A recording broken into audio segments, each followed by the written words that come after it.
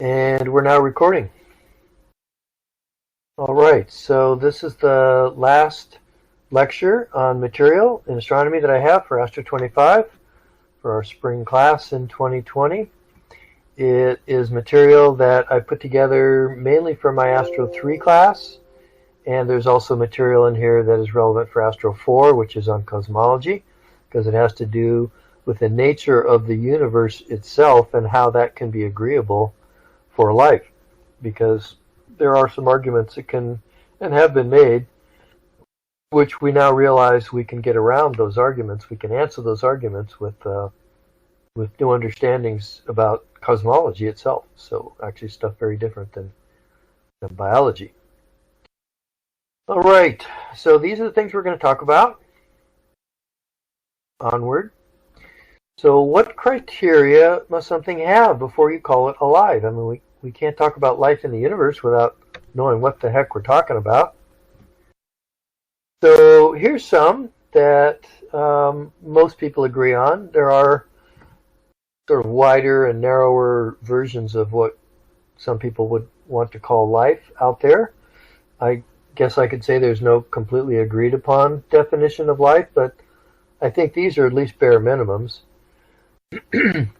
So it must be able to reproduce itself. If it can't reproduce, then, geez, what is it? A machine? Of course, even a machine's going to reproduce. So it must take in nutrients and energy from the environment to accomplish its goals. It must be able to fight for some kind of a niche in the other life forms that it competes with on its planet or wherever it is. So that puts some pretty strong constraints on what kind of complexity must be involved. And it must be capable of evolving to keep its competitive edge. I think if it didn't have these characteristics and we ran into it, we would not immediately consider it life, and we would be more thinking it might be some kind of a machine or a robot or just we've been fooled entirely. But again, some people want to be a little more open-minded as to what they call life. But what we're really interested in as human beings psychologically is we want somebody to talk to. We want somebody who can understand us, and we want to be able to understand them. We want them to have some kind of life force in them and not just be a stimulus response robot that parrots back whatever was programmed into it by whatever life forms made it long ago. That would be less satisfying, I think we'd all agree. So my first argument is that all of these actions are complicated. They require a large number of so-called degrees of freedom in the entity that is doing them. So this is a concept from information theory. How many degrees of freedom does this thing have? Even the simplest life form is actually extremely complex. They're made up of untold numbers of atoms, and the atoms into molecules, and the molecules into proteins and amino acids, and lots of stuff to do all the things that are required for something to be alive and to perform any kind of imitation of what we just talked about. So that immediately puts a big, strong complaint against anybody who wants to argue that, oh, well, life could be just about anything out there. No, I think most biologists and most scientists would, if you really push them to the wall, they would say, no, I really don't think there can be life based on anything except carbon. We know the chemistry of all the chemical elements out there. We know their ability to bond with other atoms and to make molecules. And there's only one that's capable of building complex structures, and that's carbon. Carbon has 4 bonding sites, and the bonds are just the right strength so that they're not too strong, like silicon's bonds, and they're not too weak. And they're capable of building things that have a little bit of toughness to them, given the right, environment. And they can bend around, and they can bend back on themselves. You can make buckyballs, you can make long chains, you can and then hang methyl groups off of that, and you can just build all kinds of things. I mean, carbon is like the ultimate Lego, and all the other atoms, they aren't. Okay, they can fit in certain places, of course, within life. In fact, they have to. You can't make life out of nothing but carbon.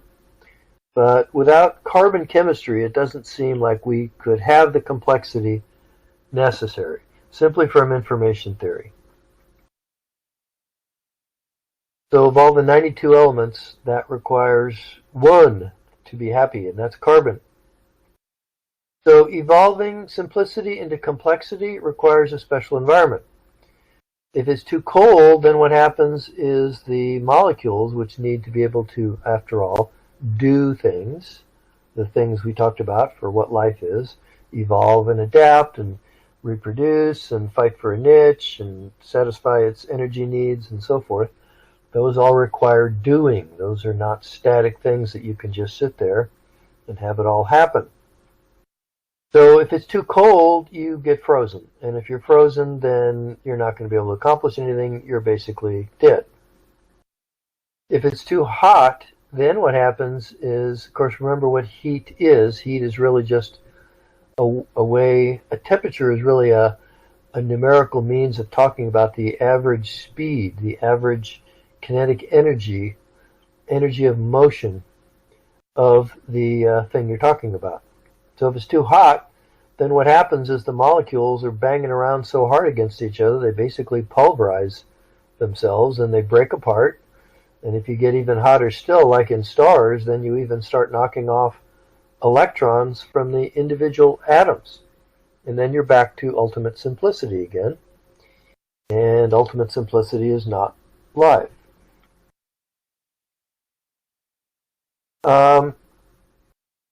Now, these are more cosmological. Here, let me do this. So, in order for an environment to be warm, we need it to be not on stars. Stars are too hot. Even the coolest stars are too hot. And we can't have it out in the middle of intergalactic or interplanetary or interstellar space. Well, maybe interplanetary, let me take that back, but not. It can't be out in interstellar space because the temperatures are too cold.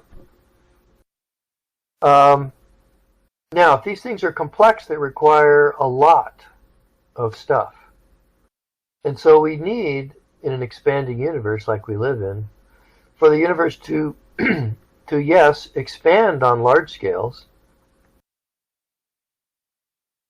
so that it can be long-lived.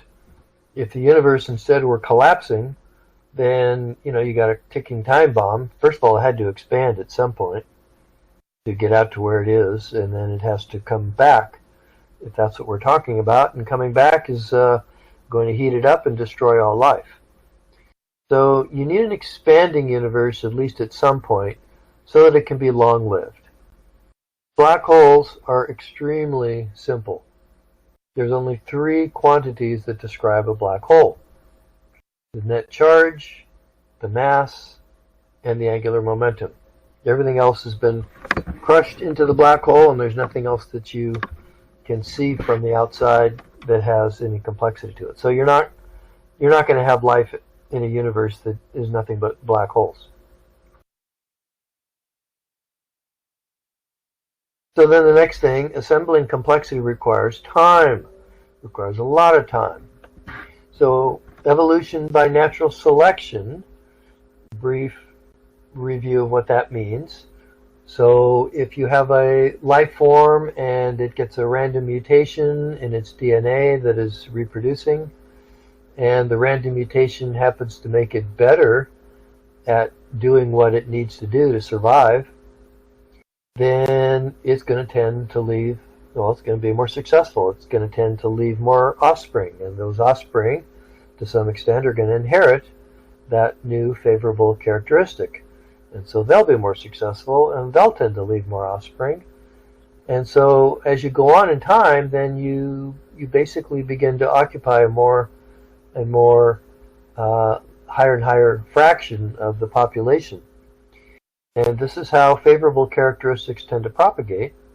If on the other hand you get a random mutation and you end up with, severe birth defects or severe defects of one sort or another, then you tend not to survive. You don't tend to live long enough to reproduce. And even if you do, then your progeny probably have a lower odds of doing so. And again, so unfavorable characteristics tend to die out in an ongoing population. But still, these random mutations are random, and so you never know when you're going to get one that actually helps you. You could argue, and we think it's true, that most of the changes that you do by random collisions between gametes in sexual reproduction, or even more especially, I suppose, cosmic rays coming in and zapping through your skin and knocking your DNA around a little bit, most of those mutations are going to be unfavorable and are not going to help you, and they're going to hurt you. So to assemble complexity that actually works requires time. On our planet, we know it took 5 billion years to evolve life forms capable of higher intelligence. Almost 5 billion. So the laws of physics must permit stable environments for a long time. If you don't have laws of physics that permit stable environments for a long time, you're probably not going to have a living universe. So in the standard model of particle physics, which has been very successful at accounting for everything that we see, the only thing we don't like about it is it's got 23 parameters, and that just seems like a lot, and seems to require a lot of fine-tuning to get everything to work out just right. But other than that, in terms of like how successful is it in accounting for the observations of everything we see, it's very, very successful. Okay? There's millions of ways you can take those 23 independent parameters, and I don't really mean millions, I mean billions and trillions and quintillions of ways that you could have these parameters that describe the 20 independent variables in the standard model and have them come out in a way that doesn't permit complexity to evolve. And that would be a sterile universe that doesn't have life. We clearly don't live in such a universe. So the first thing you might wonder is, well, gee, I guess that must be proof that there's a God out there. And he must have just been hard at work dialing the dials of the 23 parameters and getting everything just perfectly tuned right so that we could have this beautiful universe that we live in. No, that's actually not required, but it is tempting. I'm going to actually do this whole presentation, including the Astro 4 material, because it gives me a chance to talk about the multiverse. And if any of you are in my Astro 4 class, then this will be valuable stuff as well. So were we just very lucky? Again, there's only one atom in the entire periodic table of 92 elements that are stable against radioactivity, permitted by the laws of physics everywhere. There's only 92 chemical elements. Maybe I should also tell you that. There isn't any other stars or galaxies or anything where there's brand new elements that have no relationship to the elements that we all know in our chemistry class.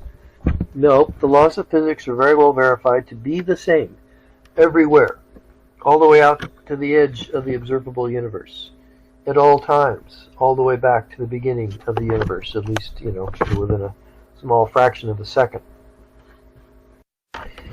Okay, so were we just very lucky? You're tempted to think so. But what if I told you that this is no coincidence? I do like the Matrix.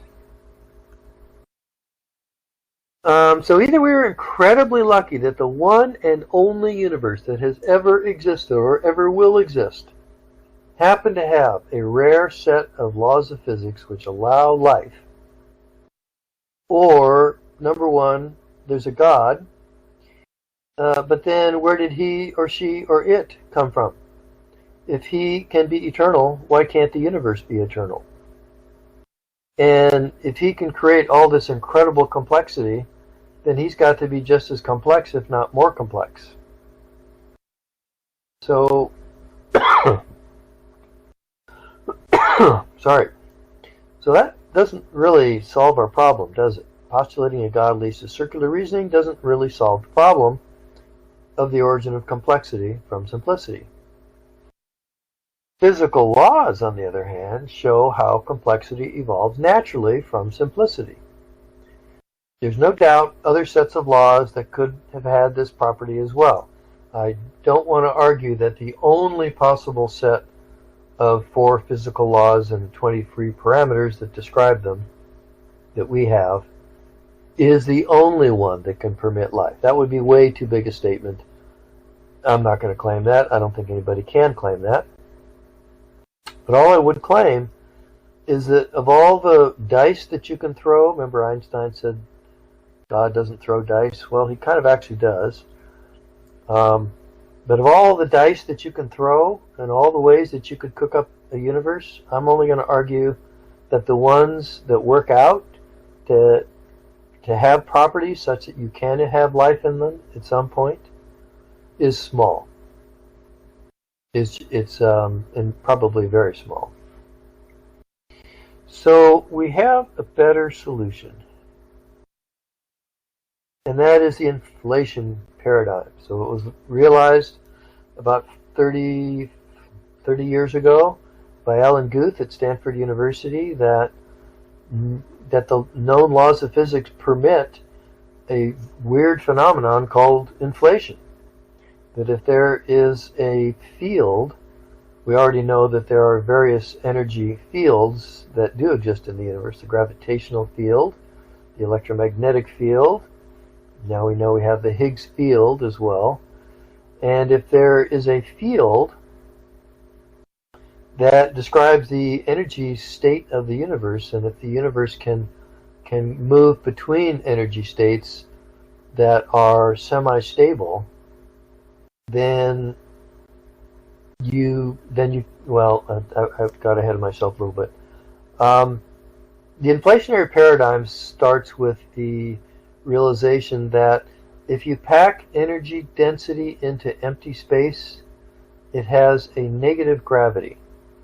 So that's already implicit in the laws of physics. If you put energy into not something, but into nothing, empty vacuum space, it turns out it will have a negative gravitational effect. In other words, it will expand. It will cause space to simply expand.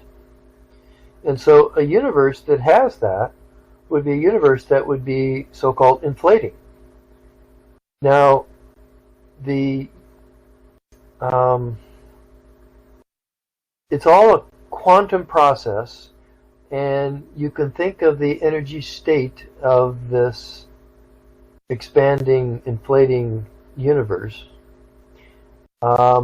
as a whole bunch of little marbles wobbling around in this whole area. I mean, every little piece, every little part, every little tiny volume of the universe has its own little wobbling around in a quantum uncertainty sense. And it could tunnel right out of its semi-stable energy state into a state with much lower energy. And in that case, it would then expand much, much slower. And in this way, we think that we went from a state of being in this eternally inflating universe into a series of bubble universes. And our universe is just one bubble, like maybe that one there. And it's separated out from the expanding fluid. I mean, in some sense, this diagram is misleading, because if you get too literal about it, you think of a bubble blowing up in a very static liquid, but it's actually the other way around. It's the surrounding stuff it's this part here that is eternally inflating extremely fast. I mean, faster than I can possibly describe. Way fast. Okay? And these are bubbles that so-called nucleate out of that and then get left behind. And they nucleate out by tunneling through this energy state of this inflaton field, whatever it turns out to be. And we know only a little bit of its characteristics and really not much else at the moment. But we know it's possible, and we know that the inflation paradigm has predictions which can be verified, and it also solves problems that we don't have any other way to solve. So most astronomers and physicists are very much on board with the inflation paradigm as our ruling paradigm, and it's going to take something that can do all the jobs that we need doing even better before we're going to abandon the inflation paradigm. This is all consistent with quantum mechanics, which is a very well verified theory. So what we have is not really a universe on the biggest scale, but a multitude of universes, or the so-called multiverse. That's the term that I hear mostly, and it's a good term. I like that. Of course, there is this semantics problem, and that is the whole notion of the universe is that it is everything. And now we're saying that the universe that we live in and the universe that is accessible to us is not everything. So that's why I like using the term multiverse. And I think that's why a lot of physics people like doing that. Okay, what do I want to say here? So universes could be created out of this vacuum. And the total energy of those universes would be exactly zero. But out of zero, you get something. A universe from nothing. So we're just one universe that nucleated out of this eternally expanding inflationary background to the multiverse of other bubbles, other universes that are out there now. And trying to test this, well, we can test inflation. At least we can test the simplest versions of inflation and find that they pass. It's true that you can cook up more and more complicated, super complicated versions of inflation that won't satisfy the observations that we see, but given how successful Occam's razor has been, assuming simplicity first, how fruitful that's been in latching on to experimentally verifiable ideas about how the universe really is, given how successful that's been, you got to be impressed with the fact that inflation predicts, we're going to show it I think in a minute, the spectrum of fluctuations of density in the universe so beautifully and so perfectly, and on data that is now extremely accurate. You can't even see the error bars on the spectrum of fluctuations, the power spectrum so-called, of the fluctuations that define the density and homogeneities in the universe. And it fits perfectly, I mean perfectly, with inflation. So I think inflation probably really happened. Okay? So that solves the puzzle of why we live in a living universe. It's exactly why we find ourselves on a living planet. How on earth could we find ourselves living on the only planet that we know of that is good for life? Well,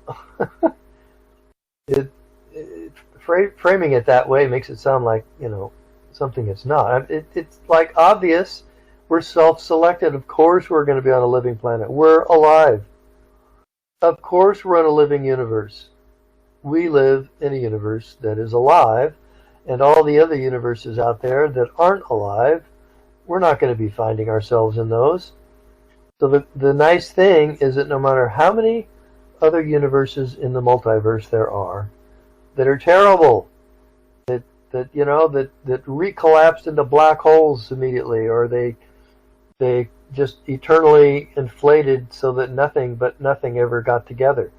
No atoms even found found neighbors to be molecules with. Maybe there aren't even any atoms. There's just nothing but ultimate simplicity that's still expanding horribly. There's nobody in those universes to complain about how terrible their universe is. Okay? Most universes would likely come out of the cosmic oven botched. At least if you're a living organism and are rooting for a good universe. But there's nobody in them to complain. So of course we don't have to feel lucky. So there's our solution to why we live in a living universe. Just restating it all again right here. Alright, let's just look at one key parameter, the cosmological constant. This is a term that Einstein put into his equations, and it's a term, frankly, that deserves to be there. His equations of general relativity are differential equations, and they can remain true even with a constant thrown in, because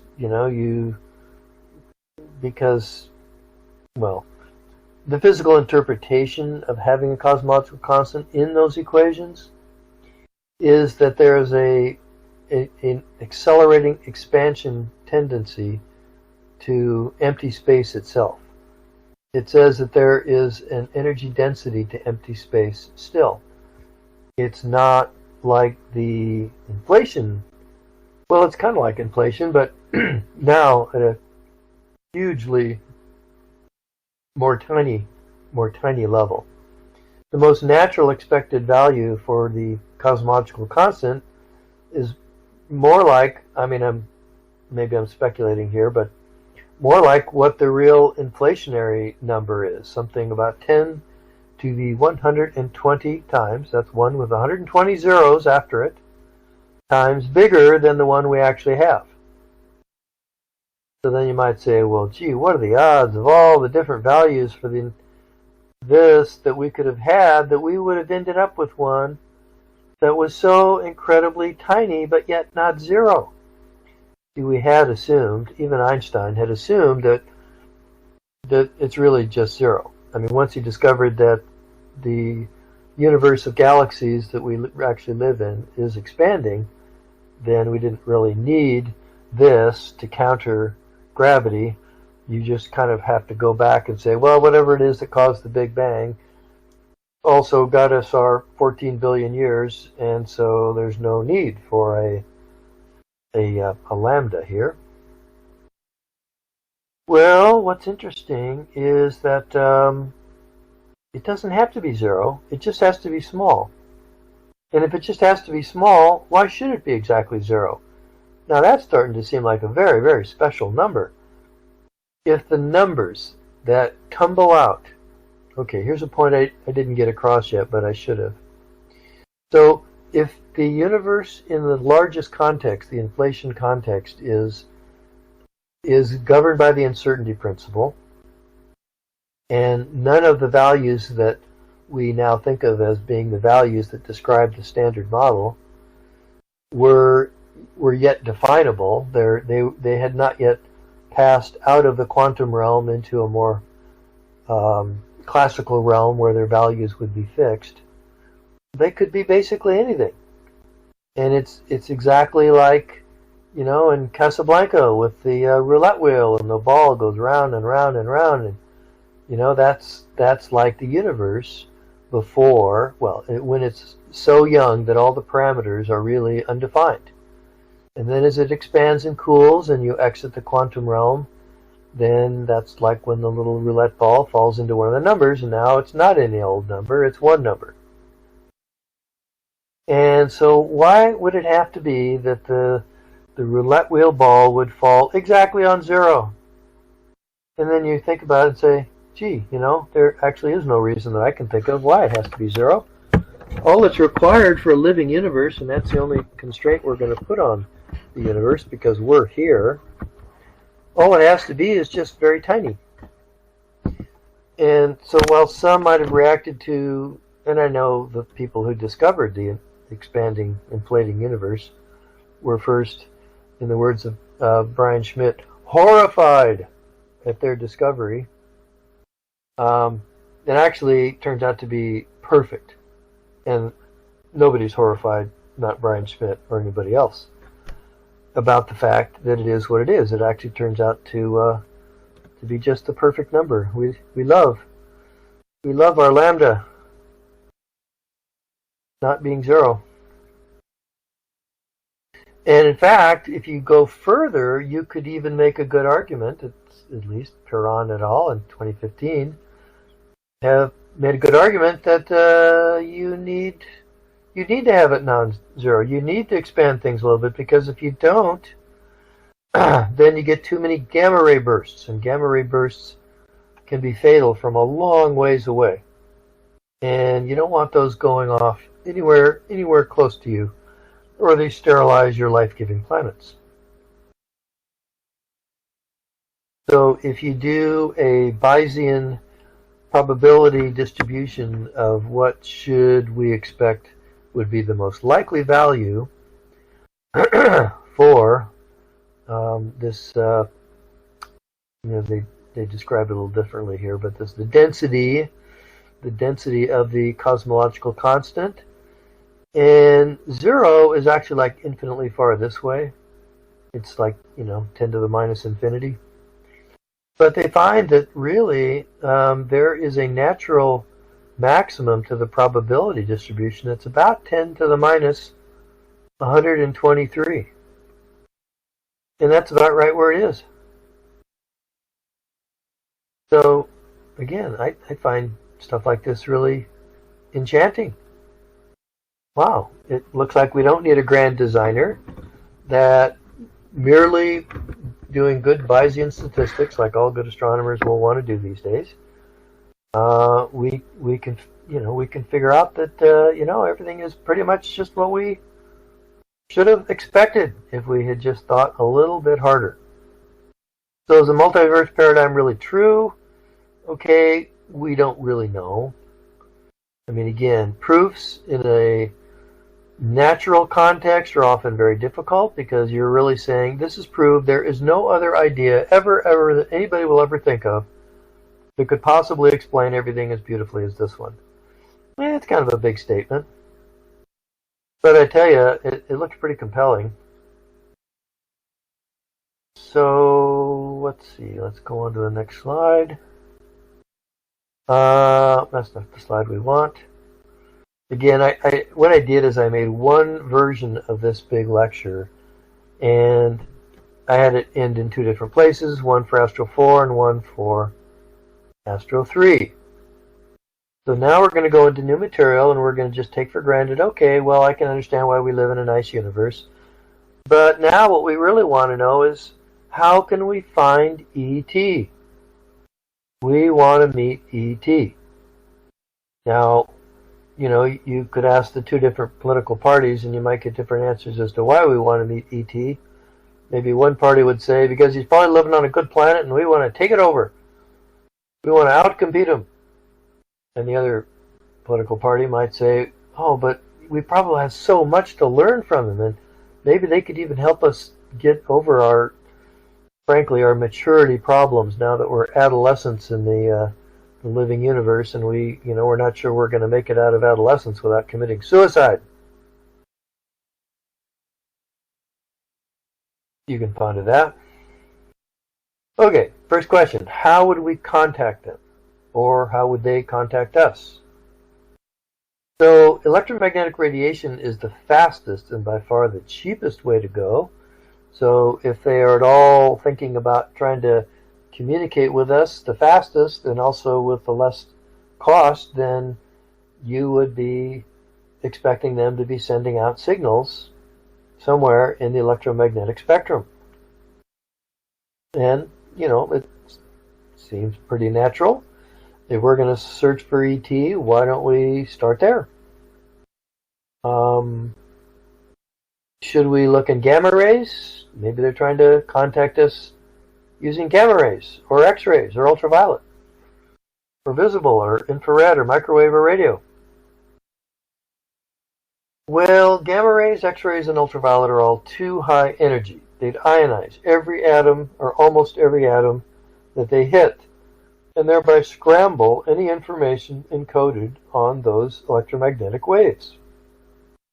So it would make no sense that they would try and encode some kind of, hi, how are you? Here we are, we're over here, and, how's it going? They would not try and encode that onto gamma rays, X-rays, or ultraviolet. What about visible light? Well, visible light doesn't have that problem. Only a few discrete wavelengths will get absorbed by the intergalactic or interstellar medium. But of course, you got another obvious problem. Visible light. I mean, just think about it. So you're now here on Earth, and you want to communicate with another civilization by visible light. So what are you going to do? You're going to go to Salinas Auto Mall and borrow their big garish lights that go off into the sky and then put Morse code on them or something and send them out to the stars? Well, you might think so, but realize that there's a competitor in visible light, and that's the sun. So you're going to outcompete the sun? Really? I don't think so.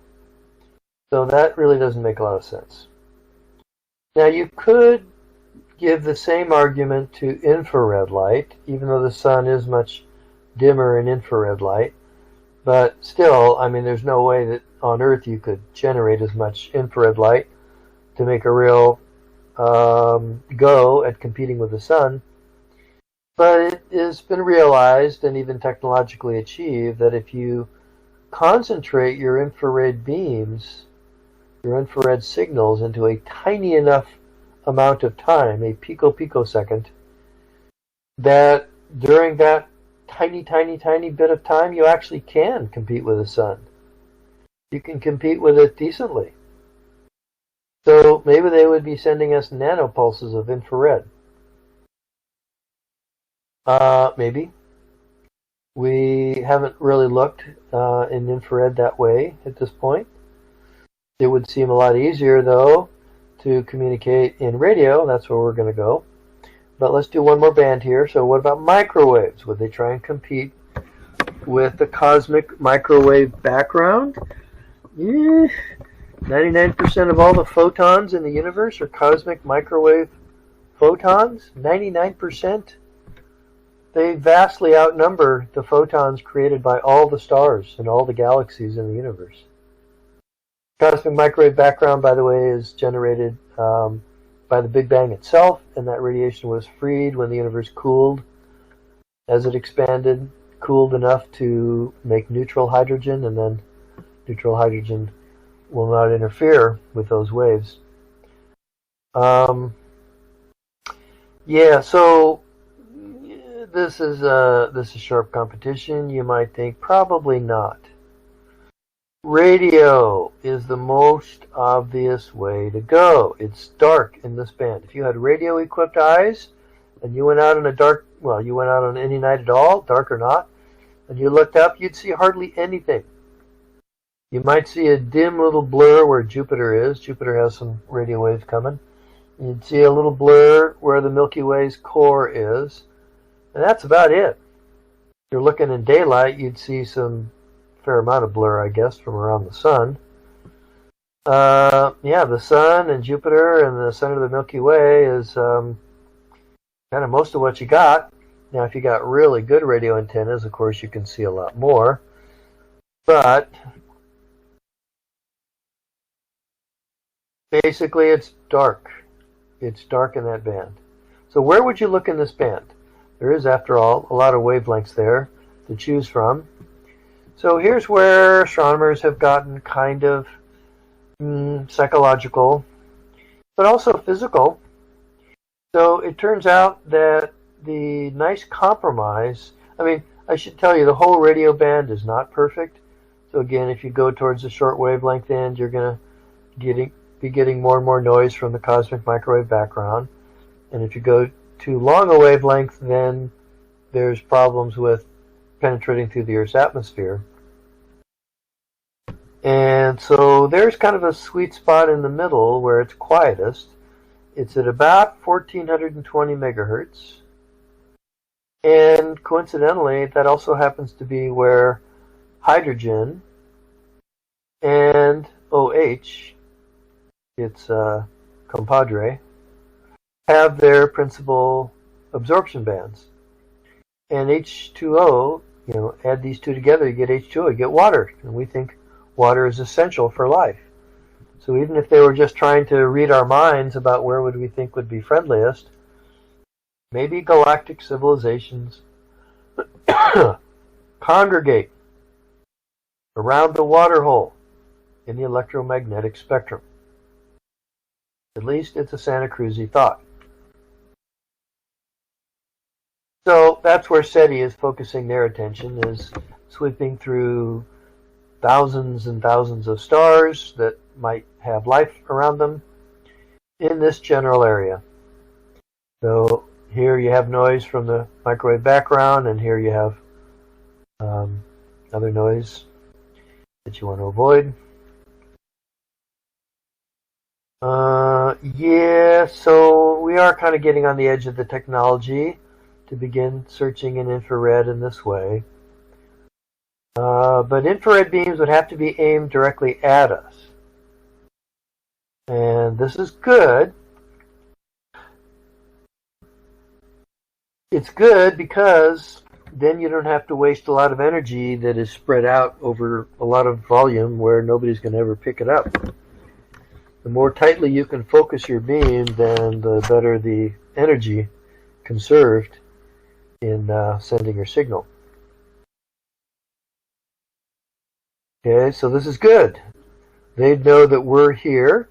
That part's easy to determine for them. We'll talk about that. Maybe the bad part is that if they don't want to let us know about them, they can avoid aiming their beams at us. I mean, maybe there's a galactic civilization out there and they're all talking to each other, but only after they've passed a certain test of being benevolent and friendly and treating their planet well. And in those regards, then, we don't pass. And so maybe they don't want us to know that we're out there. Okay, ET phone home. How many civilizations in the galaxy are there? So now we're going to do the Drake equation. Here's the original Drake equation. Now, initially, to ask the question, how many interstellar capable communicating civilizations are in the galaxy, might seem to be a completely unanswerable question and suitable only for armchair speculation without much of anything in the way of input. But Frank Drake, way back in 1960, realized that, we could take that question and we could break it up into a series of just basic freshman probability.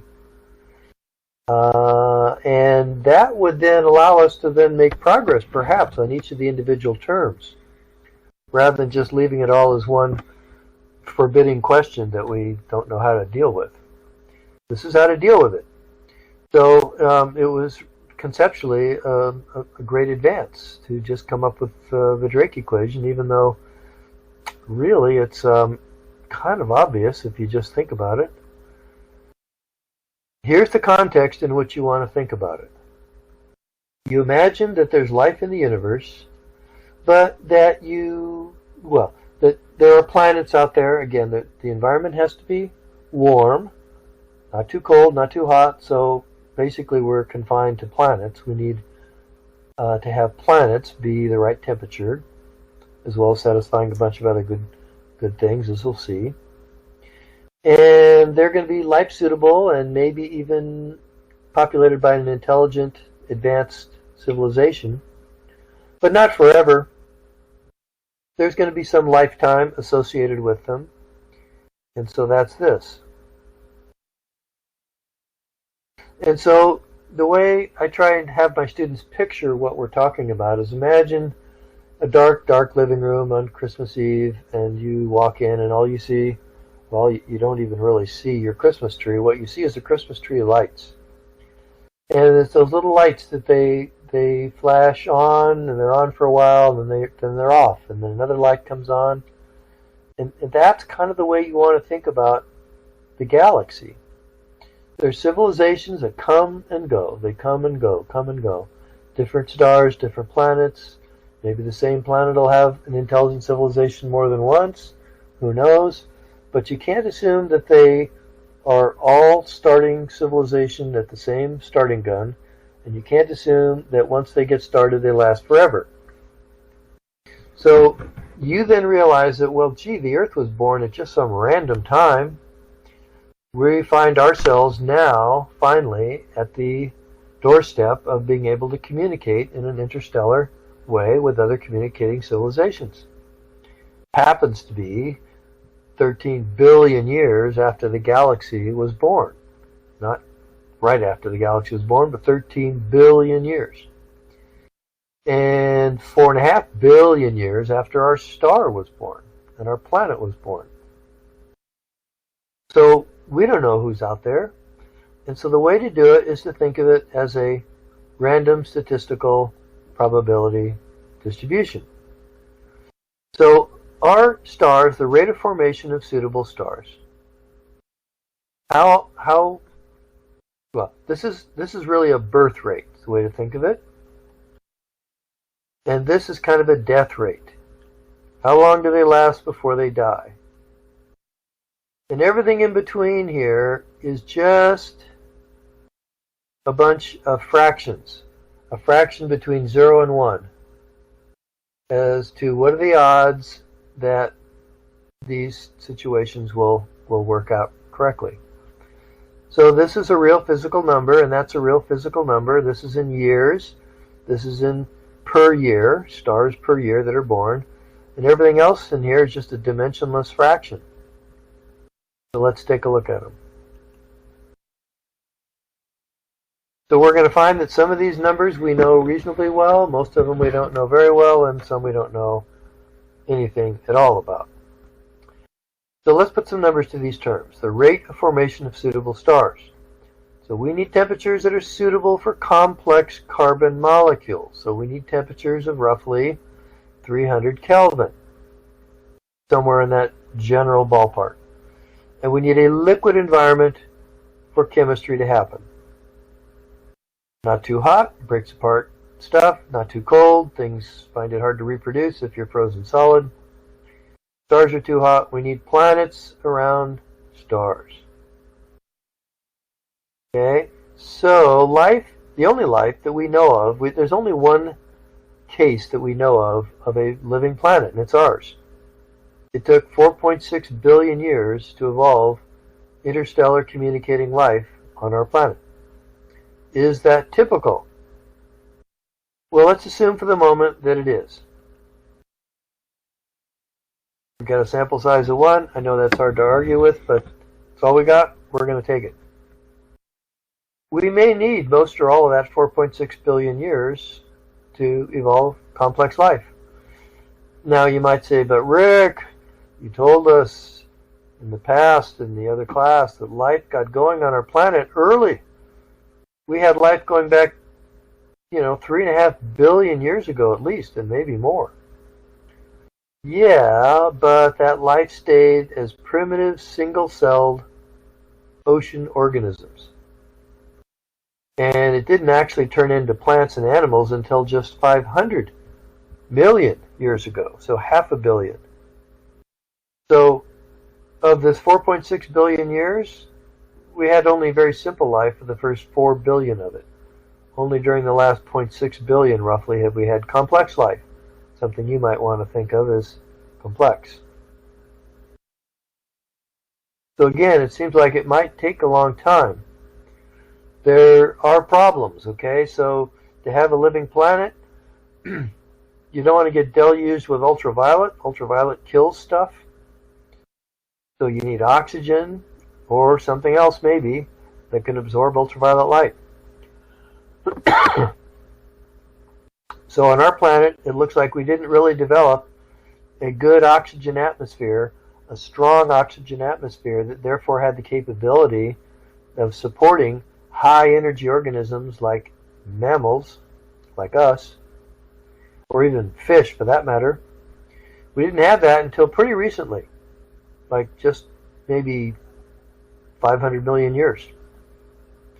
And we had no oxygen at all in the atmosphere, we think, for the first, 2.5 or 2, I guess, billion years.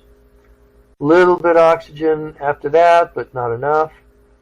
And then only the great oxygenation led us to the possibility of energetic, complex life, because oxygen is such a great chemical for getting biological energy out of, but it's also a very toxic element if you don't take good care of it. I mean, too much of a good thing and you die.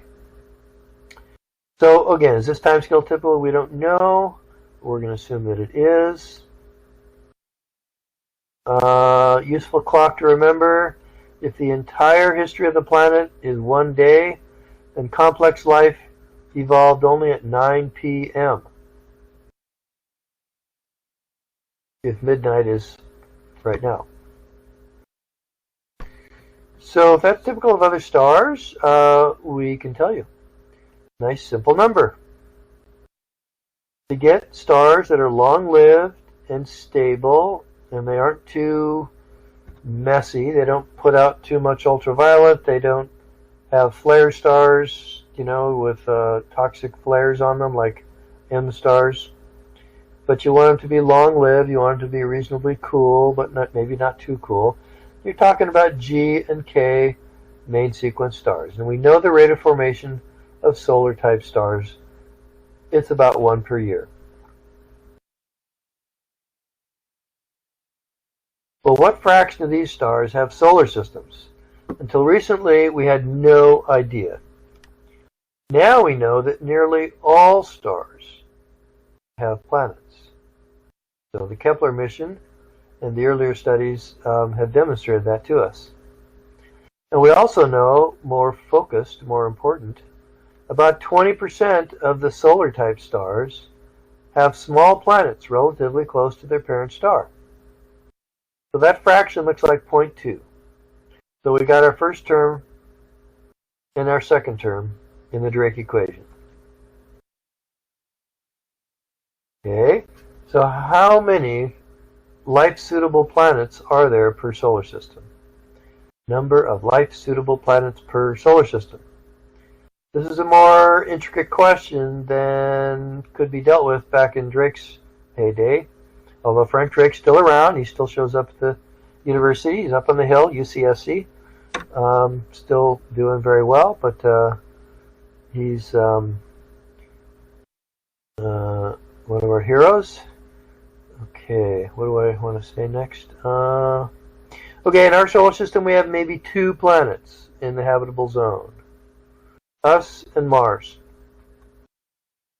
But Mars didn't work out, and Mars is dead, and it never developed, well, we don't know. It may have never developed any life at all. But if it ever did develop life, it didn't last. Okay, so let's just say NP is 1. We got 1 living planet in our solar system, and we think that's reasonable. Okay, now what about the fraction of these planets? So now we have a planet that is in the habitable zone, and it's around a star that's suitable. So now we want to know what fraction of these planets actually have life. So just because it might be life suitable, what are the odds that it really does have life? So here the argument is that life is very tenacious. Bacteria and microbes seem to have invaded every corner of the earth. We find life inside of rocks, miles below ground. We see life at the bottom of the ocean where there's no light from the sun at all, and the whole energy mechanism has to be based on something other than photosynthesis. And yet there's thriving ecosystems down there, at least in some places. So it seems that if life is possible, it happens. And quickly. Again, we see life, irrefutable evidence of life on our planet 3.5 billion years ago, most of the way back to the beginning, and more contentious evidence for life, carbon isotope ratio, proper carbon inside zircons, and that argues that, well, maybe there is organic life, organically processed carbon isotope ratios. Yeah, it's pretty tenuous, but anyway, at least we can tell you that life on our planet goes back a long time. If life can happen, it will happen. That's going to be our assumption. Well, fraction of living planets with intelligent life. Okay, so this one is now we're getting towards tougher questions to answer. The key question to answer is, what's the survival value of intelligence? That'll tell you something about how often it arises. And you could argue both ways. You could say, well, initially intelligence seems to be pretty valuable. I mean, look at what we've done with our planet. We have become the dominant life form on our planet. But then somebody else with a little bit more future mind to them can realize, yeah, we're too smart for our own good. We've developed the technology to kill the planet, and it seems like we're over-eager to use it, and are using it. From nuclear bombs to plastics to you name it. Now you could also argue that, well, but that's really just the economic system we evolved, isn't it? I mean, what if we had a different economic system based on a reward system that was a little more life-friendly and not just so dog eat dog, devil take the hindmost, I'm taking my chunk of flesh first and the rest of you can, that's kind of the system we have. But is it necessarily what intelligence will evolve? I'm not sure. Not sure anybody is. And even at that, I don't think that no matter what kind of trials we go through during our adolescence as a intelligent species, I don't think we're going to go extinct. We are poisoning the planet, and we may poison it worse, and I think it is quite possible that we may have a collapse of civilization this century. And if not this century, early the next century. I think that is possible. But I don't think we're going to kill every last person on the planet. I think we will survive, and we'll learn, but we'll probably follow Nolthenius' first law, and that is, people learn the hard way. Okay, but we'll come back to stuff like that later. So, I think intelligence is probably gonna evolve at some point. It has been so serviceable in winning the evolutionary battles that I think sooner or later living planets, for the most part, are going to develop intelligence. So if you have a living planet, sooner or later you're going to develop high intelligence. Intelligence capable of communicating with other planets around other stars. Remember, that's what we define by intelligence. Now, how long it'll last is another question, okay? So we are, right now, an interstellar capable communicating civilization. Now, will we evolve back into, the world of Mad Max or, the Book of Eli or something like that? Maybe. But at least for the moment, we're still in the running. Okay, now here's another question that's more psychological. What's the fraction of intelligent living planets which choose to develop and use the technology to communicate across the stars? So you might think that, well, gee, if they can, of course they will. And that's not so obvious. Nature gave us motivational systems for us to be rewarded for pursuing the activities that would help us to propagate. That's natural selection. And one of those is a kind of generic curiosity. We want to know things. We are curious. We're a curious species. It's conceivable, at least, that another planet might solve that problem of getting their organisms that are going to be intelligent to propagate accurately and prolifically without engaging curiosity. And maybe they have no category even for the notion of, why would we want to talk to other stars? It's like, Why? I don't get it. I can't understand what you're talking about. Curiosity? I don't even know what that word means. That might be what they say. We don't know. By the way, gang, so it is now an hour into my talk, and yeah, we're still going, but you know what? This is such a great talk, I'm going to keep going. So I hope you stay with me. I can't imagine mature intelligence which is not curious. Just because I can't imagine it doesn't mean that it isn't quite possible. I will tell you also that the numbers I'm putting into the Drake equation now on this first go-through are numbers that were the common numbers for many years after Frank Drake initially published this. And frankly, they're numbers that, they're in service of optimism, and they're in service of helping to motivate us to put some money into the SETI project and go out and look. For sure, we're not going to talk to anybody if we don't try. Okay? But we can at least make some arguments here which are maybe a little optimistic, but they're reasonable. They're not obviously wrong. Just in case you're wondering why all of these probabilities turn out to be the maximum possible. If it can happen, it will happen. So I know I do get from students, and frankly I hear myself talking to myself in the same way. Are we too pathetic and ridiculous and corrupt to be curious about? And I just have to say, hey, wait, our species has produced more than just Donald Trumps. It's also produced Einstein and Rembrandt and Michelangelo and Da Vinci and Rachmaninoff and plenty of incredible, incredible people. And if not plenty, at least quite a number, enough to make a big difference in the culture of our species. So that's one argument. But the other argument is, we have curious scientists who they're fascinated with bloodworts and slime molds and doggy fleas. Wouldn't aliens therefore want to study us? I mean, if for no other reason than to find out where we went wrong? I think so. So I'm going to assign, as many others in the past, that if you can interstellar communicate, you will. Okay, now we get to the hardest term, the average lifetime of a communicating civilization. We have no idea, okay?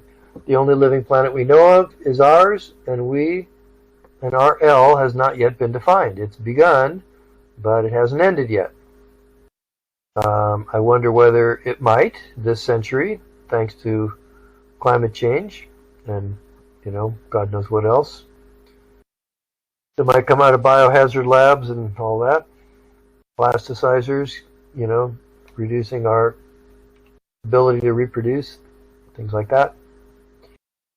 We really don't have any data on this answer. So we could put in all of the pessimistic things. If you're an Astro 7 like climate class, you'd hear about all of them. I don't want to dwell on them here. There it is, Nolthenius' first law. People learn the hard way. So I think Earth's population very likely will decline to maybe 2 billion or maybe 1 billion or maybe even a lot less if, we have a hard landing. I don't think we can continue to exist at a level of 8, 9, 10 billion people. I think we've proven that's just far too many to try and bring up to any kind of a lifestyle that is what we all aspire for, people. But how will we get there? I'm not sure. Again, so this is all grim. We won't dwell on that now. Let's look at not how we're going to commit suicide, but instead on what kind of things could limit us that we can't do anything about and are more, if not benign, at least more natural. So a supernova. If a supernova went off within 35 light years, it would also fry the ozone layer for centuries. And if you have no ozone layer, then the ultraviolet light of the sun would come bursting in, and you're going to have to worry about way more than a sunburn. Basically, you're going to die. Okay, anything above ground is going to die. Now, the oceans wouldn't necessarily die because the ultraviolet doesn't penetrate deep into the oceans that well. But it would certainly kill all the intelligent life on our planet. No, wait a minute. I didn't finish up here. So several 100 million years between these. And in fact, we don't have any convincing evidence that any supernova has been this catastrophic to life on our planet. There is some evidence for supernovae that went off close enough to our planet to have left detectable debris in ocean sediments 1 million years ago and 2 million years ago, a pair of supernovae. And those probably went off within about 30 or 40 parsecs, I think was the number. I'm trying to remember. I might not have that right, but that's about 100 light years, 200 light years, something like that. And that's not a planet killer. What about a gamma ray burst? So these would also fry the ozone layer. Okay, gamma rays are extremely powerful, and they are channeled. They are channeled along a thin, narrow beam. So there are some who think this might have caused the second of the big mass extinctions we've had on Earth, the Ordovician. But I think the evidence is not that strong. How often do they happen? Okay, let's go back. There was a gamma ray burst that happened just a few years ago that happened on the other side of the galaxy. I mean, the opposite side of the Milky Way. But it happened to be aimed towards us. And we actually saw a measurable change in the ozone content of our atmosphere for a little bit. So that's sobering. I mean, there's 400,000 million stars in our galaxy. Some of those are going to be capable someday of gamma ray bursts.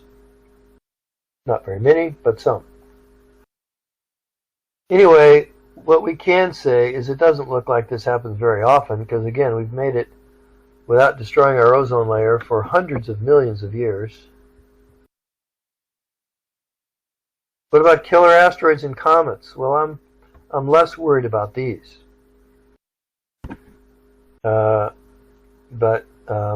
No, this may argue against what I just said, but anyway, it's a fun cartoon. I thought I'd put it in.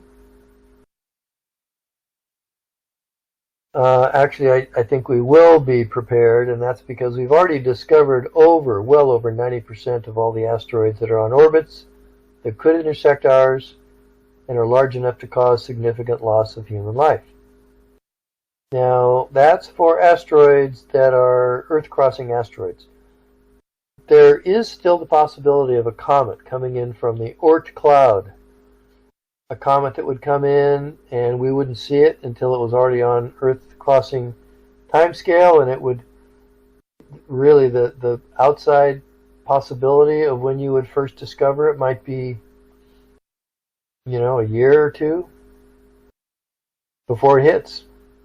Is that enough time to mount a mission and go blow it up or intercept it? Well, yeah, I think we could. If it turns out we decide that it's a good use of money, yeah, we could. We could just, repurpose some of our interstellar, or I hope they're not interstellar, intercontinental ballistic missiles, and beef them up a little bit so they can get out and escape the Earth's gravity pretty well with some nuclear bombs. It sounds entirely doable. No problemo. Well, solar evolution is eventually going to bake the Earth, but that's going to be several hundred million years. So we don't have to worry about that. Really, none of these things look like they're a big problem. So we don't know how long a civilization typically lasts. I figure the 21st century will be very bad. The human race, though, will almost certainly not go extinct. We'll muddle through. We'll learn to live on a planet that we crippled. We will muddle through well enough, hopefully, that in some not unreasonable time we can actually uncripple it. So, what we're going to use then to try and guess L is the principle of mediocrity. The principle of mediocrity says we're roughly at the midpoint of our ultimate lifetime. If we survive ourselves, the human species is roughly 1 million years old. By survive ourselves, meaning like this century. I think we will. Let's not split hairs over subspecies. I just want to use a nice round number, 1 million years. We're going to see why trying to nail these numbers down to the last decimal is pointless, so let's not argue about that. Figure we make it through the tough part of our evolution. We begin to develop some maturity instead of adolescence, and we survive with our knowledge somehow, somewhere. You know, we put it all on CD-ROMs and we stick it under a glacier in Greenland and, you know, hope that somebody will find it someday. I don't know. So if we're 1 million years old, then we assume we are midway through our life as a species. Then let's say L is about 1 million years. So we can plug that in. And there's our Drake equation. 1 per year. Remember, we've got 1 star per year. Solar type star. 0.2 for planets. And then once you get a planet in the right area, then, you know, it's going to happen. And then we got 1 million. So that's 200,000 civilizations in the Milky Way galaxy right now. Is that a lot? That's a lot. Too many, actually, to really be believable. But before I re-examine our assumptions in the Drake equation, I want to do something else. The more interesting question is how far away is the nearest galactic civilization? So one night I sat down and decided to take a stab at it, and you need to know some other things that we haven't talked about here, but you need to know the distribution of population 1 stars. You need to know the probability of planets given the metallicity of the parent star. You need to know the galactic exponential scale length is 5 kiloparsecs, and the scale height is about 200 parsecs. You need to know we're about 8 kiloparsecs from the center of our galaxy. Got to throw some calculus at it. I don't want to bore you with all the numbers. But anyway, when you get all done with all that, you end up with something like this. So you end up with a square root here of n, because basically we live in a disk. And there's 2 dimensions to a disk, and so you end up with the square root of n. The second root from the 2 dimensions, basically. And 77,000 is the number that pops out of putting all this stuff in, and a little bit more. So the nearest civilization is 77,000 light years away, divided by the square root of n. So if n is 200,000, then the nearest civilization is about 172 light years away. It's probably way too optimistic, but anyway, there you go. You got a number.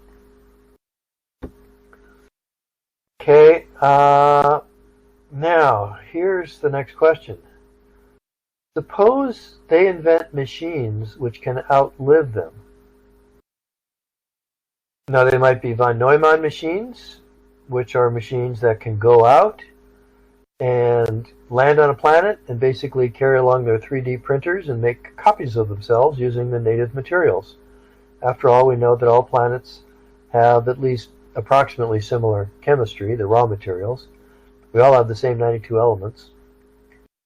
And then with the copies that they've made, they send those out. So maybe a Neumann machine that you made lands on the first planet, reproduces itself 5 times, just to pick a number, maybe 10 times, gives instructions to each of those to go out and land on more planets, and each of those reproduces 10 times. And since they're machines, then they're not subject to the kind of acceleration limits that you and I are. if you're an organism, a biological carbon organism that evolved on a planet that has some kind of reasonable gravity, you can't accelerate that thing any faster than its own gravity. Or it squishes, it crushes, its bones break, and it dies. So we can't just put ourselves in an incredible dragster of a spacecraft and say, punch it, and then, accelerate at something that would get us up to the speed of light in no time, because we'd just be crushed. We'd end up as red goo on the back of our seat in the Enterprise or whatever spaceship you want. So this is a limitation of biological entities trying to explore the galaxy, the limitation of being able to live within their own acceleration. Now you might try and get around that by putting them in water.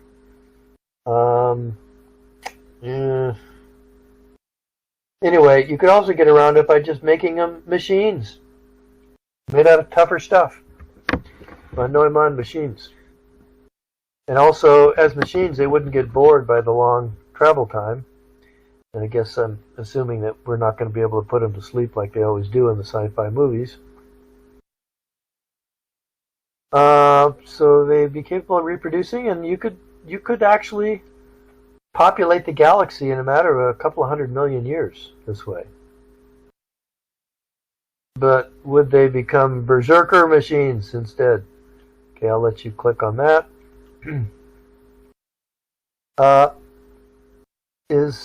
So what I'm going to think is that they just are not out there. Intelligence and language enable growth through teaching. Learning and technology increase at a fantastic rate versus the glacial pace of biological evolution. Moore's law of computers is that computer capabilities double every 18 months. Now, it's been true since the 50s, but it's definitely slowing down now as we reach the point of the limitations of quantum mechanics and the size of the circuits. And so we've had to go to parallel machines to try and continue it, but and maybe go from parallel to multi-dimensional, holographic, I don't know, quantum computers. I mean, I guess there's some futuristic ideas still floating that maybe we could continue Moore's law longer than I might think. But in any event, certainly you can evolve things that we think that these machines, these von Neumann machines, are not that far out into the future. They're maybe a few hundred years at the most that we could do this.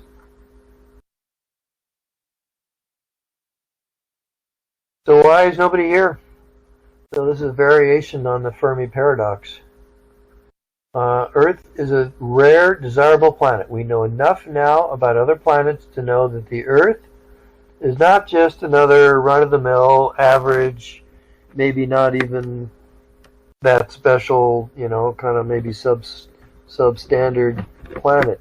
No, the Earth is a wonderful planet. It is an incredible planet, a desirable planet. And if there's other living life forms out there, they might find themselves envying our planet. At least enough to know that, gee, there's plenty of life on the planet. I'll tell you how we can know there's life on the planet. If the atmosphere has both oxygen, not ozone, oxygen, and methane together, then it's a dead giveaway for abundant photosynthesis, abundant life. And indeed, of course, our planet is covered with life. It's affected everything about the geology of our planet, actually. So we see no evidence of any visitation having happened. It's tempting to conclude that we are alone. We don't see any monoliths left over from the aliens.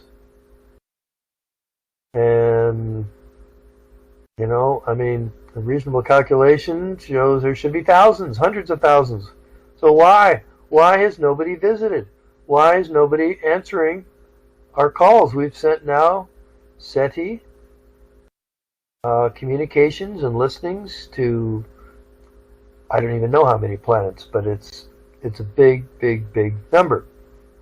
And nobody seems to be home. So are you thinking they just haven't had time to evolve yet? Well, again, that's wrong thinking, because it's assuming that all life in the galaxy starts at the same moment. And that's just false. In fact, our solar system didn't even get started till just 4.5 billion years ago. But the galaxy is 13 billion years old. So there was, 7 billion, 8 billion years of time for other civilizations to have come and gone. So no, this really doesn't make any sense. So we're left, really, it's a serious paradox. Fermi's Paradox, named after Enrico Fermi, 20th century physicist. Okay, so here's one solution. Maybe they are among us. I have to admit, I did like the X-Files gang. The original ones. Okay, more seriously, many more things have to go right to give birth to an interstellar communicating civilization. First, most of our galaxy may be tough for life. Okay, so that's the first thing that we have to go back and look at. Closer to the center of the Milky Way, the rate of nearby supernovae is much higher. High enough perhaps to sterilize your planet too often to get any kind of intelligent life going. And if you get too close to the center too, the metallicity of the stars there is too low. We live in the galaxy's own habitable zone. So you can think of the galaxy as having an annulus around it, which is optimum for life, where the density of stars is low enough that you don't get peppered with supernovae or gamma ray bursts too often, and yet where the metallicity is high enough that you can make planets. Planets that can have life. And of course, life requires metals. Metals being, well, just about everything heavier than helium. So that doesn't really knock down our N by very much, though. It knocks it down by a few, but it alone will not solve Fermi's paradox. We need to do some serious knocking on that 200,000 number if we're to have decent agreement with what we actually see. So where could we have gone wrong in our original Drake equation numbers? Basic raw materials of life truly are very common, so that's not going to be the problem. We see them in organic molecules in interstellar clouds. We see them in meteorites. I mean, again, we see tolons. Those are complex organic molecules inside interstellar clouds like this one. We see amino acids inside meteorites. So that means those amino acids were made before they got to the Earth, and in fact we see amino acids now in interstellar clouds as well. We see organic molecules in protoplanetary disks. Too wonky, I'm going to go on.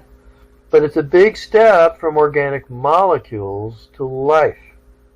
I mean, the first big challenge that life had, well, maybe not the first, but one of the big challenges life had, complex life, is to learn how to deal with oxygen. I mean, oxygen is toxic to many microbes.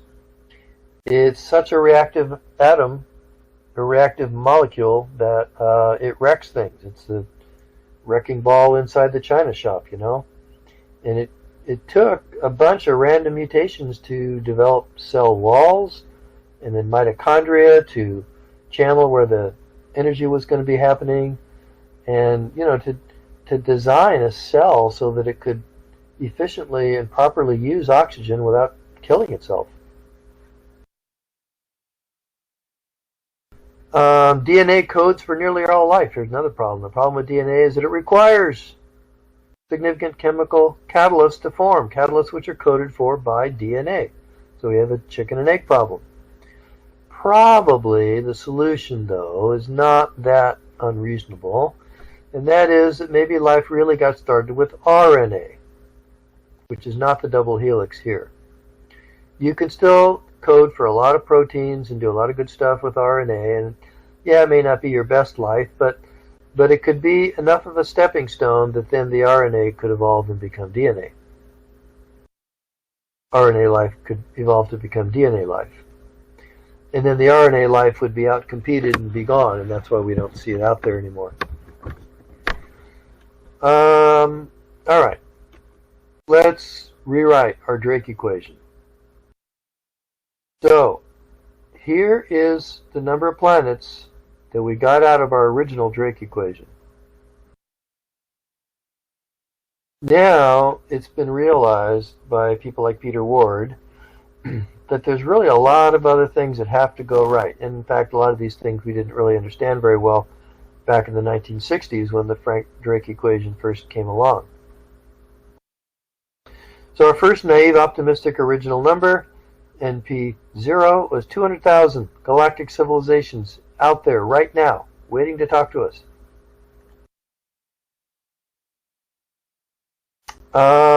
Important to tell you this. So what limits the ability of a planet to support life? It's climate. Stable climate is all important. Now you might say, well, gee, actually messing around with climate can scramble things up and make for a tougher, better adapted life, can't it? Yeah, as long as it's within limits. But if it's not within proper limits, what you end up doing is causing mass extinctions, and mass extinctions can go so wrong you could sterilize the whole planet. Like almost happened during the Permian extinction when we lost 95% of all species of life on Earth. So we need stable climate is the all-important thing. So you're going to see that theme as I go through these other terms. So one thing that wasn't asked was what fraction of these G and K main sequence stars are not variable stars. So we can't have variable stars. Stars which vary too much, they mess your climate. So we're going to have to knock down our number a little bit. Okay, most G and K main sequence stars are pretty stable, but some are not. Some pulsate too much. You can't have that parent star vary by more than about 5%, or it will cause climate to be too variable to adapt to. Variable on short time scales. I mean time scales short compared to the generations of the life forms you're worried about. So we knock it down, but not very much. I'm going to knock it from 1 down to 0.8. Okay, so not much, but a little bit. What fraction of these suitable stars are single? We didn't even ask that. You know, half the stars in our galaxy are members of binary star systems. Well, that's not cool. Binary stars are trouble. If it's a close binary, it's going to cause all kinds of gravitational disturbances for anything else that wants to get warm enough, close enough to be good. I know there's the Luke Skywalker thing, you know, a double sun in the center, but actually those, probably you're not going to have a living planet on that because the gravity induced by two big stars like that is going to cause variations in your orbit, and quickly even. So probably that won't work. A super wide binary with a very low mass companion, well, you could probably get away with that, but that's not most binaries. Most binaries are close binaries. So if half the stars in our galaxy are members of binary systems, we're going to have to knock this down by half. We need single stars. Okay, what about the fraction of habitable zone planets with circular orbits? Again, we want stable climate. So you can't have a big elliptical, you can't have a very elliptical orbit, is what I'm trying to say. An extremely elliptical orbit is going to cause large changes in climate on a time scale of just 1 year. That is no good. So from Kepler data, it appears that roughly 70% of planets have orbits that are too elliptical for comfort. Shoot, I didn't put that slide in. I actually have that slide, I didn't put it into the show. Anyway. Well, that's serious. We just cut in third all of our available planets. What fraction now have a large moon which can stabilize the spin axis? So a wandering spin axis makes, again, for extreme climate. We think that Mars goes in and out of ice ages as its orbital spin axis goes from being straight up and down to being tipped at a 45-degree angle to the sun. We don't have any data on exoplanet moons to judge this, but only the Earth has a large moon among the inner planets. And it likely was the product of a unique collision with just the right impact parameters so that the resulting collision debris doesn't fall back onto the planet and some stays in orbit. It also spins up the Earth so we get a rapid day-night cycle. That's good. It equalizes temperatures better. You don't want to bake in the sun for, months at a time and then freeze at night for months at a time. You want to have your day-night cycle be pretty quick. Well, we're the only inner planet that has a quick day-night cycle, except for Mars, and Mars is too cold. So that knocks it down another 0.15.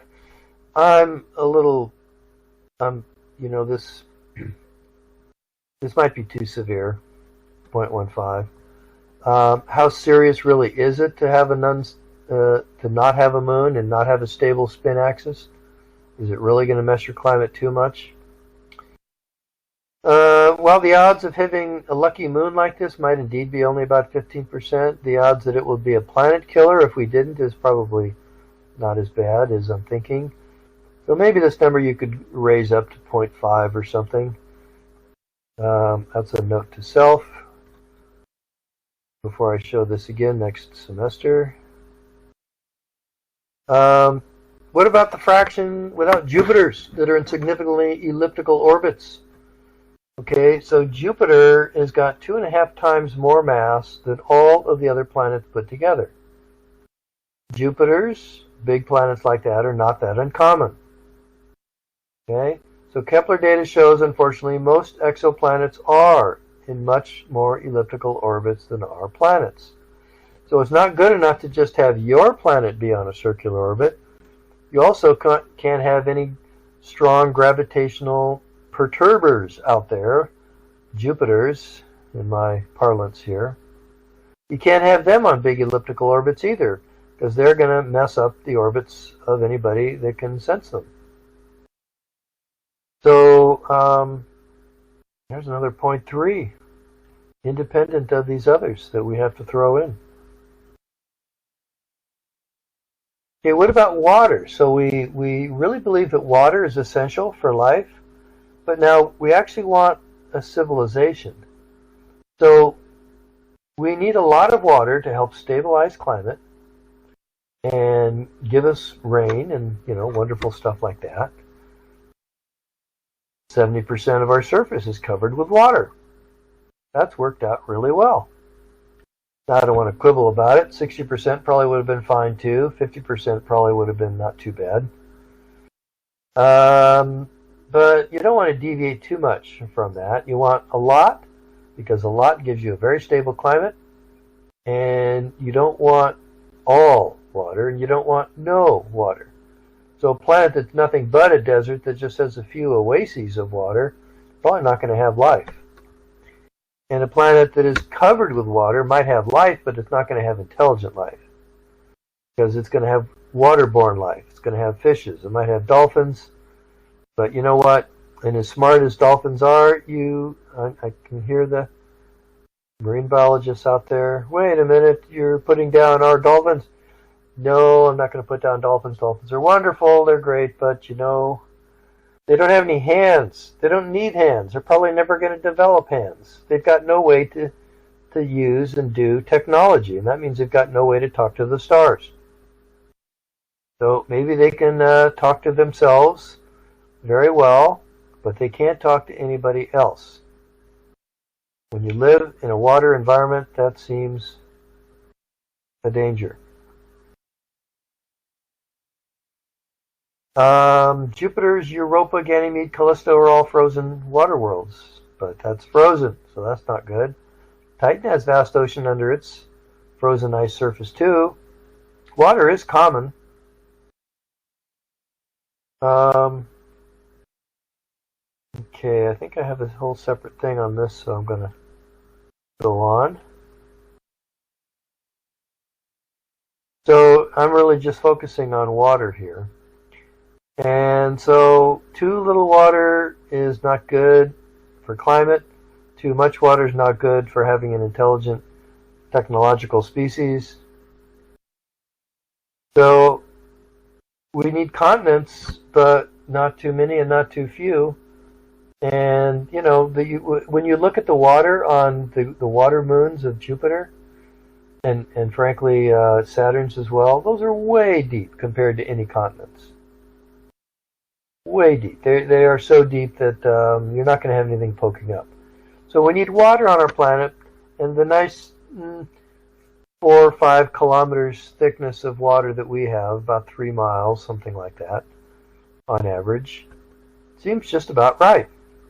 You don't want it to be 30 kilometers, even though 30 kilometers is actually not much compared to 8 or 10,000 kilometers for the diameter of the planet, something like that. So it's very easy to have too much water and flood any land where you might hope to evolve a species. So that's another rare, beautiful thing about the Earth. We've got just the right amount. Most planets are probably going to get it wrong. Probably 4 times out of 5, I'm guessing. Okay, here's another issue not talked about with the original Drake equation, a magnetic field. You want a magnetic field strong enough to deflect the stellar wind that's essential to maintain your atmosphere. Too strong a stellar wind, which are common, stellar winds are universal, all stars have them. Stellar winds will blow away your atmosphere if you're not careful. That's what happened to Mars. That's our best theory of why Mars's atmosphere is so thin. It doesn't have a strong magnetic field. It may have had a magnetic field when it was young, but it doesn't have one now. And we see evidence directly from the missions we've sent to Mars that its atmosphere is getting blasted away at an alarming rate by the solar wind. Solar wind particles come in at speeds of like 300-400 kilometers a second, way faster than the escape velocity for molecules from these planets. The Earth is the only rocky planet with a significant magnetic field. Now, from that you might guess that this fraction's got to be much lower than what I've given it. But you see, that's also related to why we have a large moon. A large moon came from the collision that also spun the Earth up to a pretty rapid rotation. So that large moon both stabilized our spin axis and gave us a rapid rotation. The rapid rotation helped climate, and the rapid rotation also helped us generate a magnetic field. At least that's what we think. And that magnetic field then is not independent, okay? So this is an issue we haven't talked about yet, but something I've thought about each time I go through and come up with a number here. The effect that I'm thinking about, is it really independent of the other effects that I'm putting in? If it's not independent, if they really go together like we're talking about here, then you have to include that. So Bayesian statistics would tell you you've got to account for that, and that's what I've done here. So, but you need not just a large moon, but also a strong field. They won't necessarily go together all the time. So I do have to knock this number down of the number 1. We got to knock that down. 0.6, that's my best guess. Well, we need something else. There's a problem in not having plate tectonics. Plate tectonics is necessary to recycle key chemical elements for life. Hydrogen, nitrogen, phosphorus, sulfur, carbon. You know, if you just have a planet that forms and it's molten and there's no plate tectonics, there's no motion, there's no nothing, you're going to get a very stratified planet, and all those valuable chemicals that you need to develop life that are heavy, things like iron and, you know, manganese and molybdenum and stuff like that are all essential for life, they're going to sink out of reach. They're not going to be part of your ecosystem on the surface. Now, you may get some of that from impacts from asteroids and things. I'll grant you that. But we need plate tectonics for other things as well. Not just recycling these elements, but also it produces mountains and rebuilds continents. Okay, so continents erode away under rain, and so if we want to have life remain for billions of years above sea level, then we need to rebuild our continents, and you do that with plate tectonics. There's another reason why it's essential. All stars, as they go through their evolution, they get more luminous. Our sun is already about 25 to 30% more luminous now than it was when it first formed.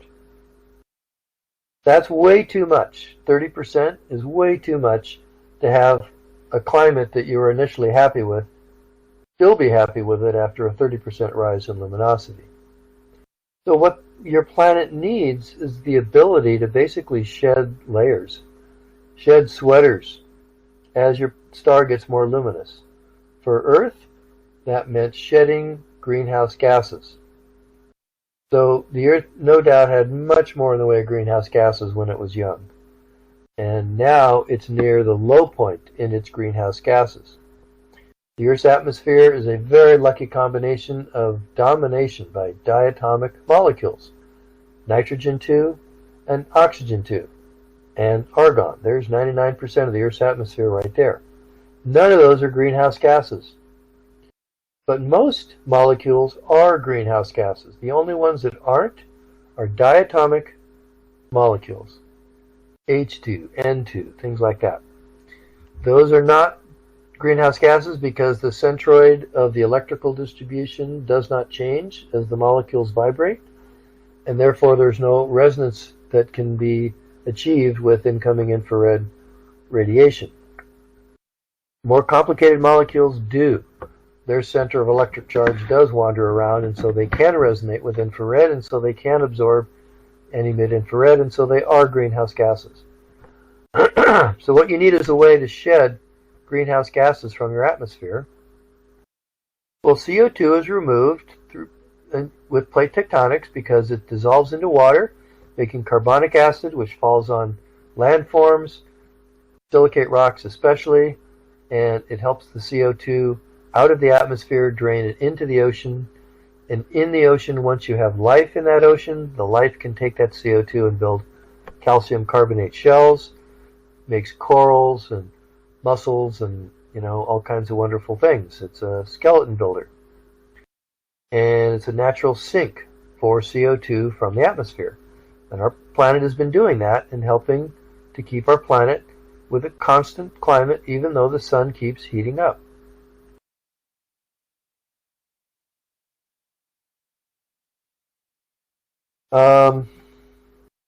So plate tectonics. Well, plate tectonics comes from rapid rotation. It comes from a steep temperature gradient, we think. And the Earth has those things, and part of why it has those things is that collision early on that generated the Moon and made the Earth the most massive of the inner planets, and thereby makes it slower to cool, and therefore steeper temperature gradient, and therefore thin crust, and therefore still able to have plate tectonics. And so again, plate tectonics, you might think, oh my god, we're the Earth's the only planet that's got plate tectonics, so oh no, Rick's going to knock that number way down again. No, I'm not going to knock it down very much, because again, it's not an independent effect. Once you've already accounted for with another fraction, the Moon factor and the rapid rotation factor and so forth, well then you can't knock it down too much. Still, you could have all of these things happen and still not have plate tectonics. That's possible. So we got to knock it down some. I'm going to knock it down 0.6. Don't nail me too much on the numbers, because these are guesstimates that I made along the way, and I did make them independently, so I didn't know what number was going to come out at the end, but I thought about each one carefully, and I put in a number, and we're going to see what we get. Okay, well, gee, there's more fractions to deal with. What about fraction with significant free oxygen, but not too much? So we had oxygen at 1% for billions of years, but we had no complex life. Just microbes in the ocean. It took development of a significant oxygen atmosphere to permit high energy metabolisms, which gives animal life its ability to cope and evolve quickly and solve problems and quickly and, be smart, generate interstellar communication capability. Oxygen is a real, it's a wonderful thing, but it's touchy and it's dangerous. And used in just the right amount is wonderful, and if it's not in the right amount, it'll kill you. Even today, if we raise the oxygen level in our atmosphere, you might say, well, that'll just give us an even better metabolism, and we'll race around getting stuff done even better. No, you won't, because when you raise it too much, even the smallest forest fire goes out of control, and you burn the whole planet to the ground. Lightning fires will burn out of control. So 21% oxygen is just right. We like 21%. We don't want 30%. We certainly don't want 35%. We don't want 40 or 50%. We also don't want 1% or 2%, because then we're gasping for air all the time. Even 10%, we're probably not going to be as good as we are now. Almost certainly not as energetic as we are now. So what are the odds that we're going to end up with an oxygen atmosphere that's just right? Well, I don't understand the oxygen determiners well enough to give a really accurate number here. But I do have some feel for what's too much and what's too little. Oxygen is a very common atom. I mean, when stars synthesize elements, hydrogen to helium, helium to carbon, and oxygen. So carbon and oxygen are the two most common elements after hydrogen and helium. So there's plenty of oxygen out there, but you don't want too much. You can't have, I guess, a lot and bind it up in rocks, and that's something that the Earth has done as well, oxides.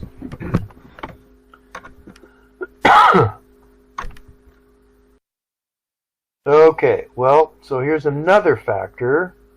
Now, I said that we needed to have greenhouse gas come down in order to keep climate balanced, but could it come down too rapidly and freeze your planet? Could it not come down fast enough and your planet still boils away? I mean, what are the odds that we're going to get it perfectly just right? So there's the Gaia hypothesis that sort of factors into this. I'm not convinced by the Gaia hypothesis. There is a natural mechanism, though, for unfreezing the Earth if it gets totally covered with ice, but only if it has plate tectonics. So here's the mechanism. Suppose the Earth gets so cold that it freezes everywhere, all the way down to the equator, and the oceans. So the snowball Earth is what we call that. That actually has happened. We have had the Earth in a snowball Earth situation 3 different times. Fortunately, it won't last, because once you've cut off the atmosphere from the ocean by putting a layer of ice between, then the CO2 that is generated in volcanoes that goes into the atmosphere can't then go into the ocean. And so the CO2 in the atmosphere will build up, and it'll build up because it's got nowhere else to go. But CO2 is a greenhouse gas. So the more greenhouse gas comes in from volcanoes, the hotter your planet, until finally you've melted it, and then now the CO2 can dissolve into the ocean and go back into some form of stability. So the greenhouse gas cooling must match stellar luminosity heating rate. Stars differ in the rate at which they warm up. They warm up faster, much faster, if they're more on the early G or late F type of spectral type, and they warm up much slower if they're in the late G or K type spectra. So only if you can show convincingly that this will be tuned by life, that life will ensure that you make the rate at which we shed layers exactly match that which we need to keep climate constant. Can you say that, well, this number should just be 1 and let's not worry about it? I'm not convinced that it really is 1. I'm not convinced by the Gaia hypothesis. I think things can go wrong. They didn't go wrong on the Earth, but that's not to say they couldn't have. So I'm going to give this a number. I won't knock it down too much, okay? So we'll Gaia it a little bit. We'll call it 0.8. Okay, well, now we got another problem. What about no low-order resonances with other planets? So a long-lived, stable orbit. Again, climate stability. We need our planet to not get turned elliptical. We need another planet not nearby to get elliptical enough and get close enough to then cause us to lose our orbit and go off into the wild blue yonder. That can happen even with circular orbits if the orbits have a low-order resonance. So we may have solved the circular orbit problem, but we may still have trouble, because if you go around 3 times for every twice that a planet just beyond you goes around, you're going to get tugged at the same point in your orbit over and over in the same direction. And little tugs add up. It's exactly like pushing somebody on a swing set. You push them at just the right moment at the bottom of their swing, you can get their swing to amplify. We all did that as kids in the playground. Fun, fun, fun. Not so fun if you're on a planet and you want stable climate. Okay, we see non-migrating orbits all over the place. We see orbital migration being very common in other solar systems. All those hot Jupiters out there, we think, most likely formed far away and then migrated in. There are some people trying to figure ways that we could make them in and keep them in and not evaporate away, but not sure whether that's going to stand scrutiny. There's some just really recent work on that I was hearing about. It's easier to get resonances than not. Just look at Saturn's rings. There's resonances all over the place. That's why Saturn's rings are thousands of little teeny ringlets. Okay, it's not like there's a gap just in a few places. There's gaps everywhere. So we seem to have been very lucky in our solar system to not have any orbital migration going on in the orbits of the inner planets, and maybe even not much with Jupiter. So I have to knock our number down quite a bit, 0.2. We were lucky.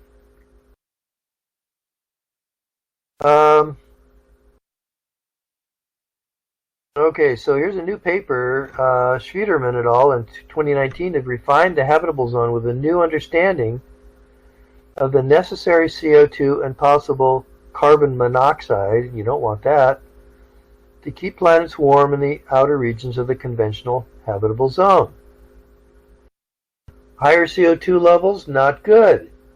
The levels of CO2 necessary to warm the planet by the greenhouse effect at the cold distances of the outer solar system. Okay, let me pause a moment. So, Tanner, okay, well, I think this is going reasonably well. I hope this is good enough that I can get this posted on YouTube, and in any event, it's going to be on Canvas. So, hope you can pick it up later. I will email you guys any other coming details about the conclusion of the course. So, okay, Tanner, you got my blessing. I know it's 10 o'clock and it's late. I'm sorry. It's also true that once I get wound up teaching, I can't stop. I can't stop myself. Increasing high CO2 levels lead to increased carbon monoxide by dissociation. And carbon monoxide is extremely toxic. We have hardly any CO2 in our atmosphere. 400 parts per million. That's hardly anything. We don't have to worry about CO. But if we had 10 times or 100 times or 1,000 times that level in our atmosphere, well, that'd be big problems. So I'm sorry, I have to knock our habitable zone down from recent work.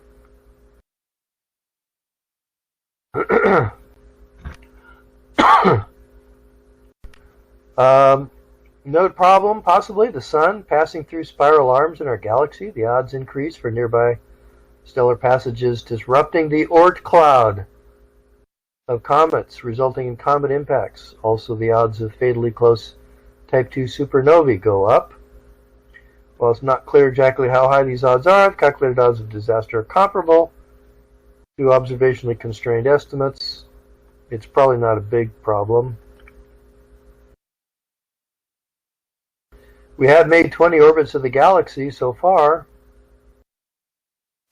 It does look like, though, that maybe, again, we were just really lucky.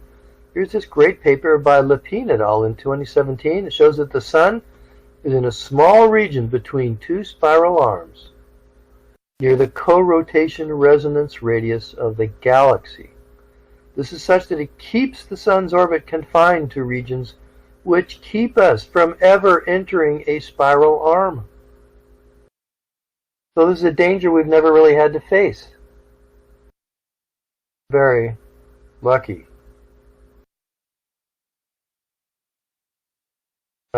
There's where we are. We're right there. We're between the Sagittarius arm and the Perseus arm. And these are... Anyway, this is too wonky. I'm going to keep going. We're in a lucky place. A lucky place. If we stay in here, we can just keep migrating around in here. We don't end up in the spiral arms where there's a lot of supernovae going off.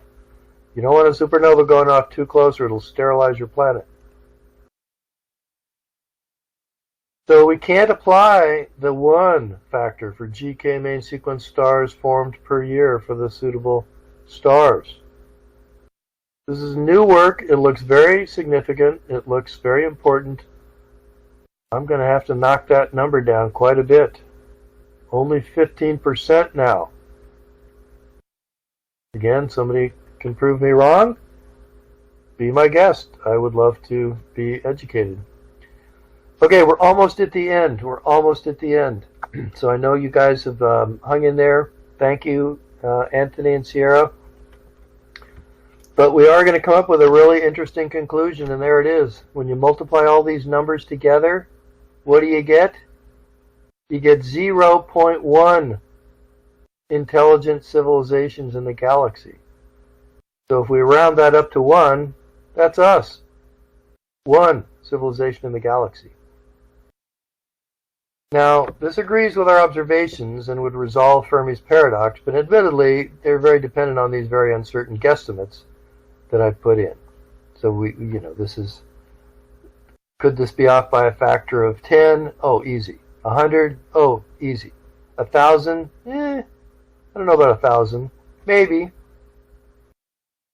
But I do think that the original optimistic, simplistic numbers of the Drake equation are definitely too optimistic. I don't have any doubt about.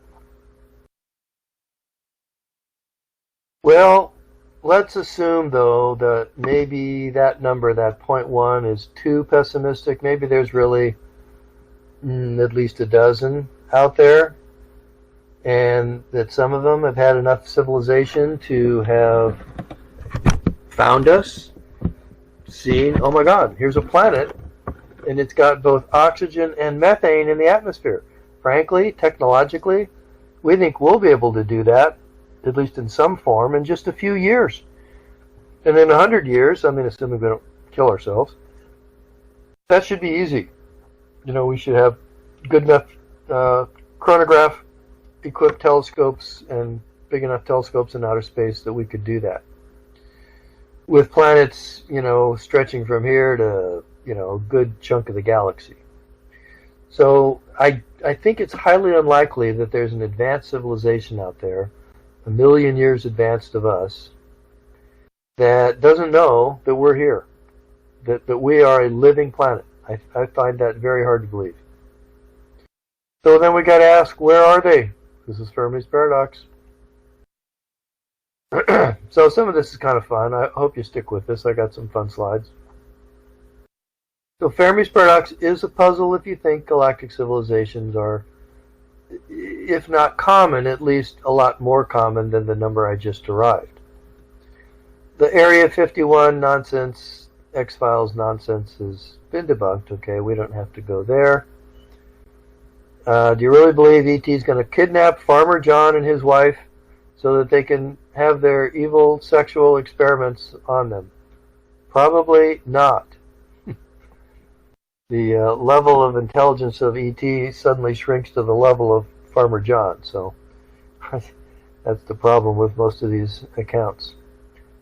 But it's true, we don't see any monoliths on the moon. We don't see any monoliths out near Europa, like in the movie. Said he's listening to radio waves from lots and lots and lots of stars over billions of quantum frequencies simultaneously.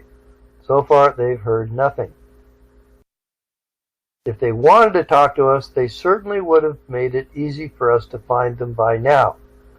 That's the takeaway that I want you to get from this slide.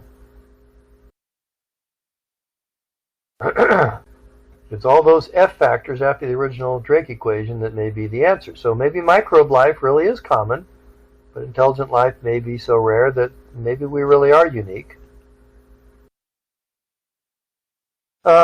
But still, let's try and be optimistic one more time. Maybe they really are out there. How could they be out there but they don't want to talk to us? Maybe they're obeying the Galactic Prime Directive, the Federation, remember from Star Trek. Don't disturb the natives. Well, maybe, but if there's thousands of civilizations and not a single one is curious enough or has enough compassion, after all, we could use some help here. I think you have to agree. Or greed. We are on a pretty juicy planet. We decided that. Not one of these thousands has decided to break the Prime Directive and either come save us or else exploit us. I think that's a little unlikely. That's just my feeling. Maybe they're watching. Maybe they're waiting and plotting silently and will soon arrive and take over our planet for themselves. Maybe country music is all that will save us. Now that's a grim thought.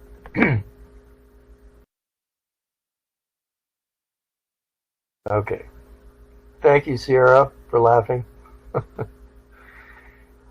I try to leaven things wherever I can. Sometimes it's black humor, but, I do my best. So modern civilization has its horrors, but not like the Dark Ages of the Old Testament yet. So I think that as civilizations get more advanced, they tend to solve more problems. They tend to get less greedy, less avaricious, less psychologically damaged, and more likely to be benevolent and have goodwill. So maybe they're just not wanting to talk to us because they know if they did, then it would just mess our whole civilization up. I don't know.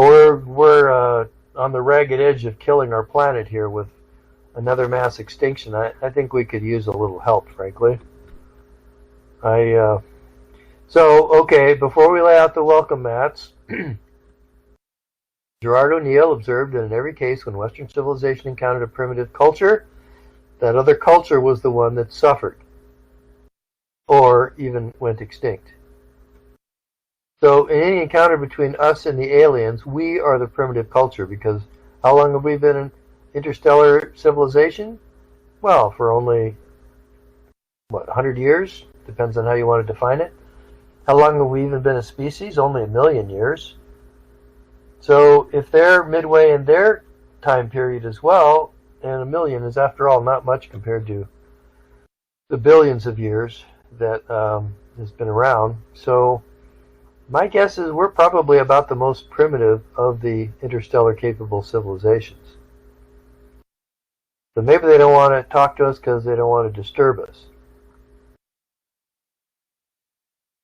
So, but then we have to say the other side. I mean, the Earth is an amazing place covered with life. It's got just the right amount of water, the right amount of continents, stable climate, chock-a-block with life everywhere, a beautiful, stable sun that's going to be good for hundreds of millions more years, no toxic solar flares, and, you know, it's great. It's a great planet.